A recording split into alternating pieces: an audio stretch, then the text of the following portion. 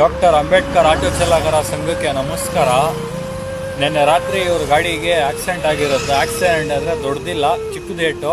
Drink and drive ಮಾಡಿ ಬಂದು ಇವ್ರ ಕಾರ್ಗೆ ಆಟೋಗೆ ಟಚ್ ಮಾಡಿರ್ತಾರೆ.